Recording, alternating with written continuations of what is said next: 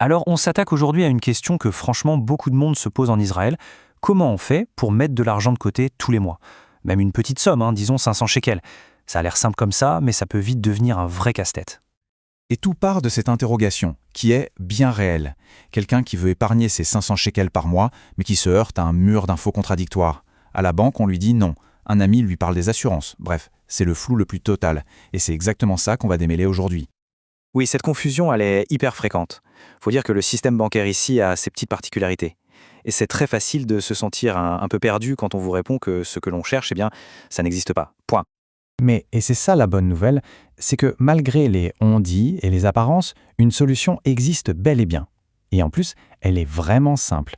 Pas besoin de chercher des montages financiers compliqués, c'est directement à la banque que ça se passe. Allez, on entre dans le vif du sujet. Cette solution, elle a un nom. Un mot à retenir absolument, le PACAM. C'est le produit bancaire qui répond pile à ce besoin d'épargne régulière. C'est le terme qu'il faut connaître et demander à son banquier. Bon, alors un PACMAM, qu'est-ce que ça veut dire?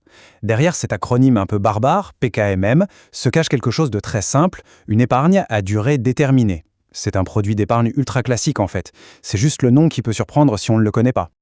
Et comment ça marche? Eh bien, c'est d'une simplicité enfantine. Le PACAM, ça permet de virer une somme fixe tous les mois, automatiquement depuis son compte courant.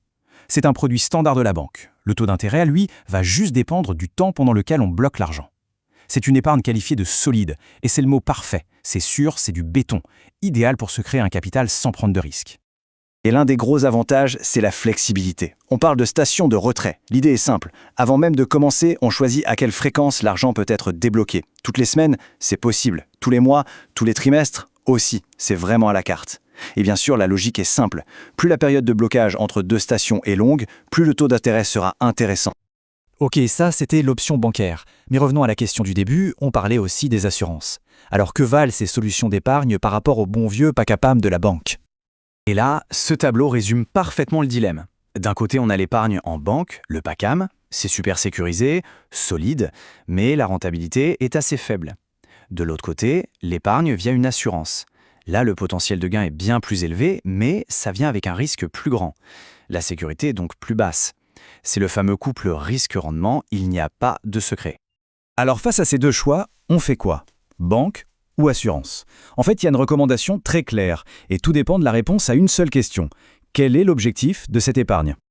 Le conseil est un peu plus direct. Si le but numéro 1, c'est de se constituer un capital de manière sûre, surtout à court ou moyen terme, alors il est recommandé de choisir le produit bancaire. En clair, la sécurité doit primer sur la course au rendement maximum. Donc le point vraiment essentiel à retenir, c'est celui-ci. Pour un projet d'épargne à court ou moyen terme, il faut rester maître de son argent. Et le PACAM bancaire offre justement ça, le contrôle et la sécurité. C'est l'outil parfait pour se bâtir un capital sans avoir de mauvaises surprises en cours de route. Tout ça nous amène à une question finale. Maintenant que les options sont plus claires, avec la sécurité de la banque d'un côté et le potentiel de l'assurance de l'autre, quelle serait la meilleure stratégie? En fin de compte, la réponse dépend vraiment du profil de chacun, de sa tolérance au risque et de ses projets. Une excellente base en tout cas pour démarrer sa propre réflexion.